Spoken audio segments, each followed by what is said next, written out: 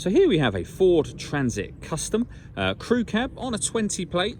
I'm going to start off by showing you around the outside of the car, and then we'll hop in and run through some controls on the inside. But from the outside you can see it's a 5-door car with alloy wheels and tinted windows.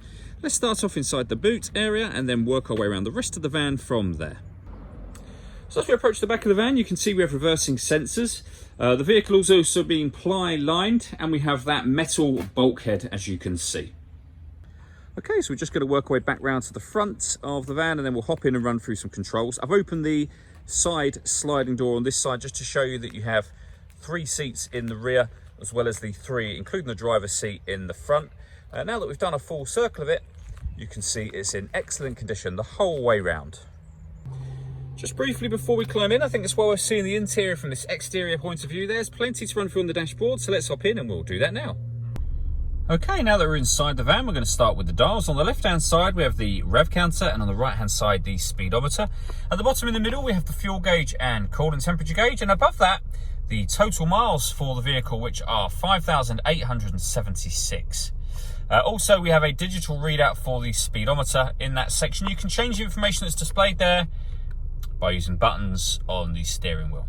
Just above that section, we have a 12-volt charging socket and USB input. That's one of 2, which we'll come back to in just a moment. If we back out to the steering wheel, on the left-hand side, we have cruise control and speed limiter, as well as stereo controls. And on the right-hand side, we have the buttons for changing the trip computer information, and then further stereo and phone controls as well.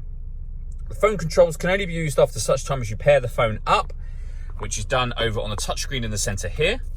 Hit add phone. Search for Ford Transit on your device and select Ford Transit once it is found. And then just follow those instructions from there. It's very easy to do. When it comes to music, we've got AM, FM and DAB radio, as well as Bluetooth audio. We've also got 2 separate USB inputs, one of which I've already shown you, the other of which is just down here with another 12-volt charging socket. If you plug devices into either of those, they will appear up here as further options. Below that, we have the air conditioning, so you can adjust the fan speed, the temperature.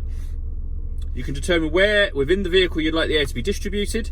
When you're happy with those settings, that button turns the air conditioning on and off again. You can recirculate the air that's in the vehicle. That's a great way of heating it up or cooling it down quickly depending on the temperature that you've set.